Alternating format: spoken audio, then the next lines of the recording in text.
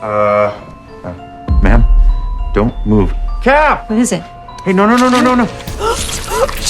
The woman was only getting an MRI, but a loose screw shot into her carotid artery. Half an hour earlier, a new orderly pushed a patient into the MRI room while it was running.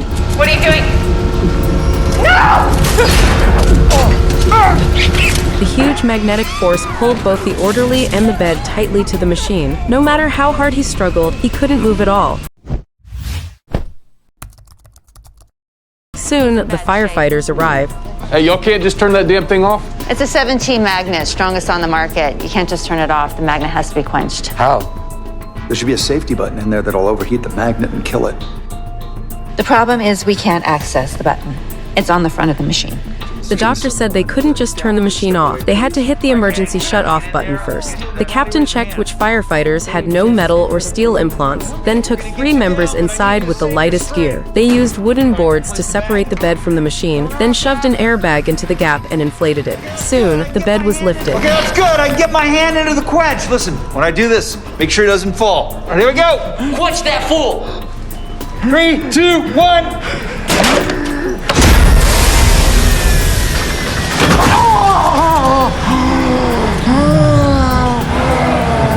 Luckily, the orderly only had a few broken ribs and would recover after some rest. But the woman inside the machine wasn't so lucky. A loose screw had fallen and stabbed straight into her neck. The woman was only doing an MRI, but a screw had gone into her carotid artery. Not knowing what happened, she pulled the screw out. The next second, blood sprayed everywhere. The huge bleeding made the firefighters realize it must have hit the carotid artery. The carotid is one of the main blood vessels carrying blood straight from the heart to the brain. Its pressure is high and the flow is fast. Every heartbeat pushes blood out like a pulse, causing that rhythmic spraying. A person can die from shock in just minutes. The woman was already having trouble breathing. Blood had entered her airway, making her unable to breathe. They had to perform a tracheotomy so she could get air again. The firefighter calmly made a 2-centimeter cut below her Adam's apple, then inserted a tube into the opening to let air bypass the blocked upper airway and go straight into her trachea. That's it. Good fight. There are some of the best doctors in the world here, and you're gonna be just fine. All right, let's get a gurney in here now. Let the OR know that we're coming. Good work, TK.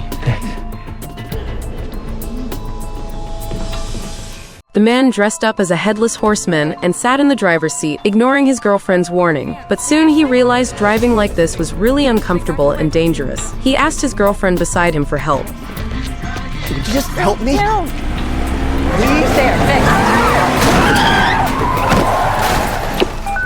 911, what's your emergency?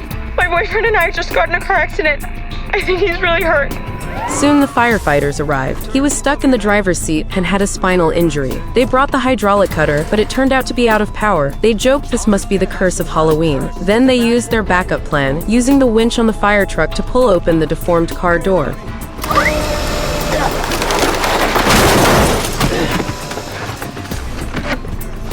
How's the other person doing? You mean the other woman in the car with you? The guy in the road, the one that we hit. I think they were dressed as a scarecrow. Cap, I think we got another one. They found the scarecrow man under a parked car on the side of the road. The driver, who had already been put into the ambulance, finally let out a sigh of relief. He muttered to himself, glad he didn't hit a real person. On another street next to the crash scene, a man covered in blood was stumbling around the road. He suddenly stopped, staring straight at a coffin placed inside the cemetery. At a funeral in the cemetery, a man's voice suddenly came out of the coffin that was about to be buried. Hello? Excuse me. This one's taken. I'm in here. Hello? Jeremiah? Jeremiah, is that the... Not Jeremiah. After they lifted the coffin, people saw that there was actually a man lying down inside the grave pit, but he insisted he was already dead and refused to come up. When the firefighters asked how he died, the man said he was hit by a blue car last night, and the driver had no head. They immediately realized he was talking about last night's crash. We're starting to worry I might have killed someone. A man without a head who thought he hit a man we couldn't find. The firefighters guessed the man might have Cotard's syndrome. It's a rare neuropsychiatric illness where damage in the brain affects self-awareness, making the patient believe they are dead. All they needed to do was follow his belief, first agree he really was dead, and then pretend to bring him back to life. Come on! Okay, Claire!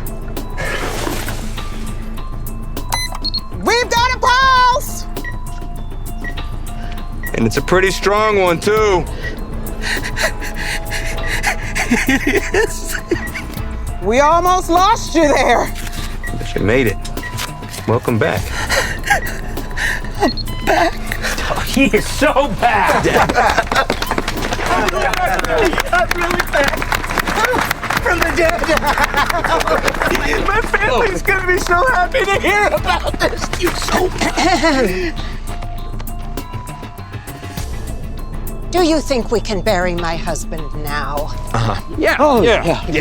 Coming up. Yeah, we should. Come on. Yeah. Hey. Nice Jeremiah.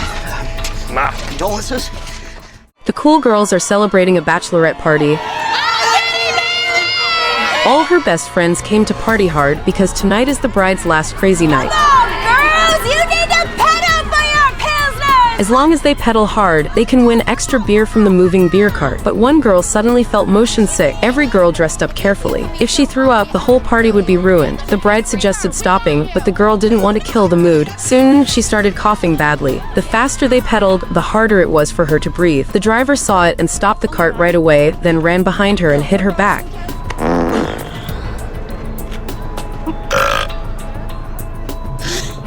I'm good. Turns out it was just a false alarm. Although it was awkward, her friends didn't care. The music and laughter came back quickly, but suddenly the beer cart moved again. The driver was still on the roadside. The girls kept pedaling like crazy, so the cart went faster and faster. When the bride noticed the driver was gone, the cart was already out of control on the road. The girls panicked and screamed, but they had no way to brake.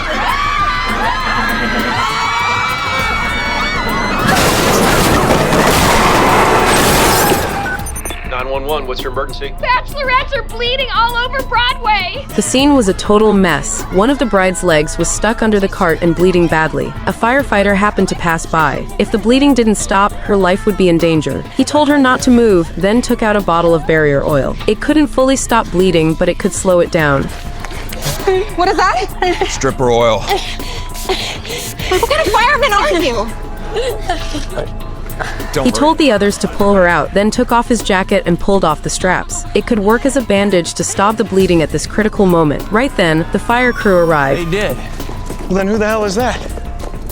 That's Captain Smoke Show. It turned out that firefighter was actually a dancer from a nightclub. Is it just me, ladies?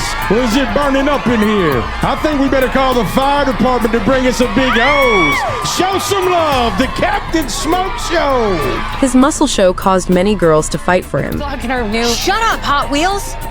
He hated rude people the most, so he directly gave special service to the girl behind him who had disabled legs.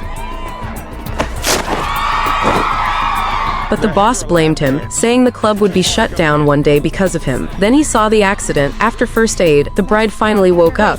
I didn't get your name. It's blue. Like the color. Thank you, Blue.